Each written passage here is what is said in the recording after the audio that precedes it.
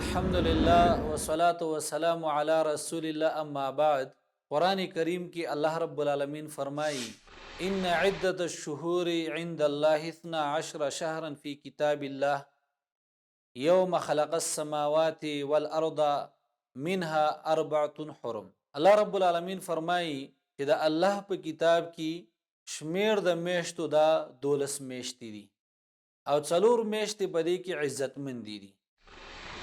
حدیث د بخاری کی راضی رسول الله صلی الله علیه وسلم فرمائی چې کال دا 12 میشتی دی او 4 میشتی په دې 12 میشتو کې دا عزتمند میشتی دی، یعنی دې میشتو ته الله رب العالمین عزت ورکړي.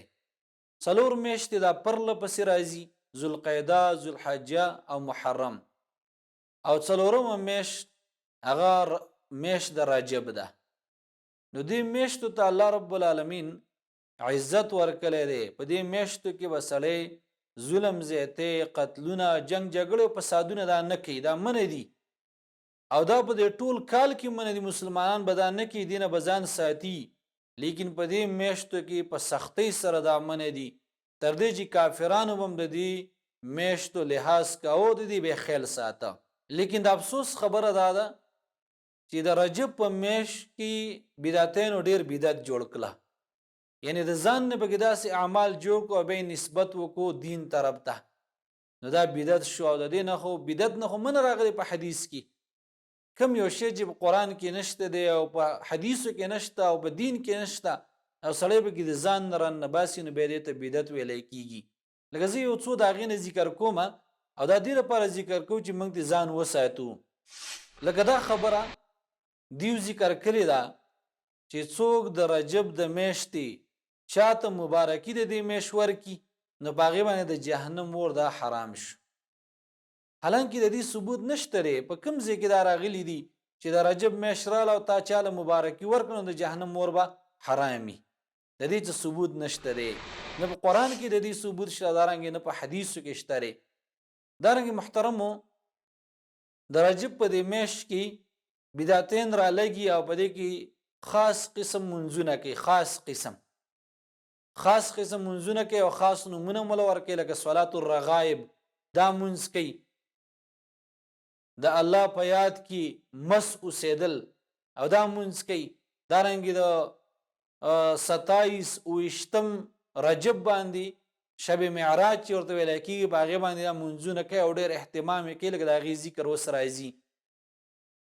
دارنګې محترمو، بل بدعت په دې میاشت کې دا بدعتین دا کوي چې په دې میاشت کې دیو خاص قسم روجي نیسي، او دارنګې د هغې لپاره یو خاص اجر هم دیو مقرر کړی دی، د ځان نه مقرر کړی دی. په خلکو کې دا خبره مشوره کړې ده چې د رجب اوله ورځ باندې چا روژه ونیوه نو 3 کاله دا ورته د ګناهونو کفاره جوړیږي، او دارنګې چې چا د 2مې ورځ روژه ونیوه نو دا د 2 کالو د ګناهونو کفاره ده، او چا چې 3مې ورځ روژه ونیوه نو دا د 3 کالو د ګناهونو کفاره ده.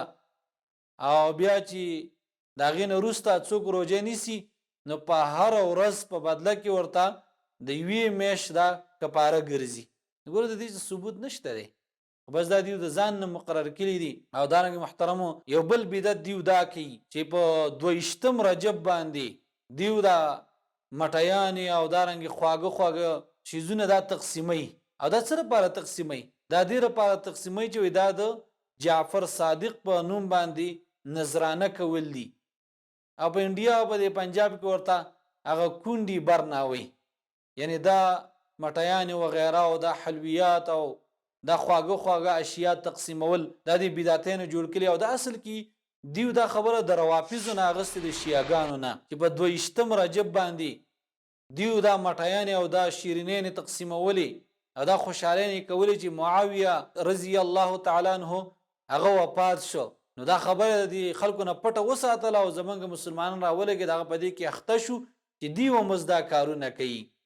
دارنګې بل بدعت په دې میاشت کې دیو دا کوي چې په 28 د رجب باندې دا یو اهمه ورځ ده د بدعتینو په نیز باندې، چې په دې شپه باندې چې دیو د معراج د شپې دا جشن مناوي او دا خوشحالۍ نه کوي، او دارنګ په کورونو باندې دا بلپونه او لایټونه لګولي او دارنګ دا ټوله شپه دا رونی او دارنګ قسمه قسم محفلونه او مجالس په دې شپه باندې دی قائم، حالانکه چې په قران او په حدیث کې د دې ثبوت نشته دی، دا دیو د ځان نه کوي. دارنګ مزارات او تزیه په مزارات باندې دا څادري، دا غوړی او دا پیاچي او دا ګولونه دا په دې مزارات باندې اچي، د دې څه ثبوت نشته د ځان نه دی خلکو دا جوړ کړی دي. لہذا محترم د دې قصونه ځان ساتل پکار دي. زمنګ دین دا کامل دین دی او زمنګ دین دا صفا دین دی، هغه شپې بالکل د ورځې په شان د پړقیږي.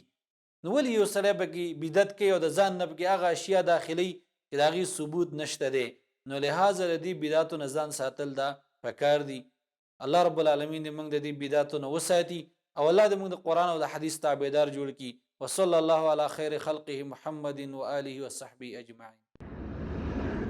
دعاة للهدى دنيا ودينا على منهاج خير المرسلين وبالحسنى نشق سبيل رشد إلى جنات رب العالمين.